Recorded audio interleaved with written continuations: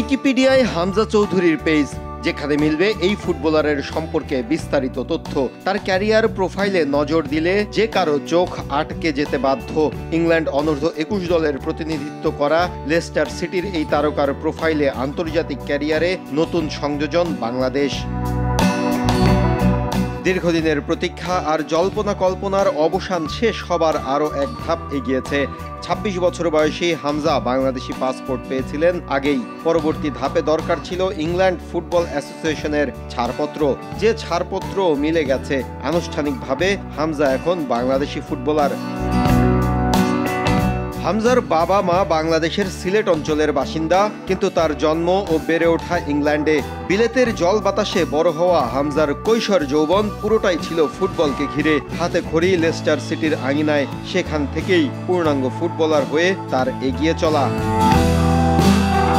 ২০১৫ সালে লেস্টারের মূল দলে জায়গা পান। এরপর দু দফায় ২০১৬ ও ১৭ সালে বুলটন আলবিয়নে লোনে খেলেন হামজা। এরপর ২০২২-২৩ মৌসুমে লোনে চলে যান ওয়াটফোর্ডে। সেখান থেকে আবারও নিজের চেনা আঙিনা লেস্টারের জার্সিতে ফেরেন হামজা।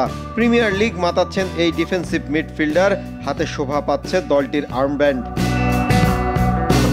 এবার নিজের জন্মভূমি বাংলাদেশের হয়ে লাল সবুজের জার্সিতে মাঠে নামার অপেক্ষা।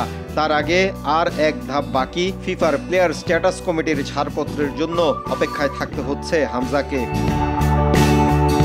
বাফুফে জানায়, পর্যাপ্ত কাগজপত্র ফিফাতে পেশ করায় দ্রুতই প্লেয়ার স্ট্যাটাস কমিটির ছাড়পত্র পেয়ে যাবেন হামজা। এরপরই লাল সবুজের জার্সি গায়ে জড়াতে আর কোনো বাধা থাকবে না। ডেনমার্ক থেকে জামাল ভুঁইয়া, ফিনল্যান্ডের হাওয়া বাতাসে বড় হওয়া তারিক কাজী বাংলাদেশে এসে খেলছেন লাল সবুজের জার্সিতে। সেই তালিকায় এখন হামজা চৌধুরীর মতো বড় তারকার যুক্ত হবার অপেক্ষা। মাহফুজুল ইসলাম, RTV।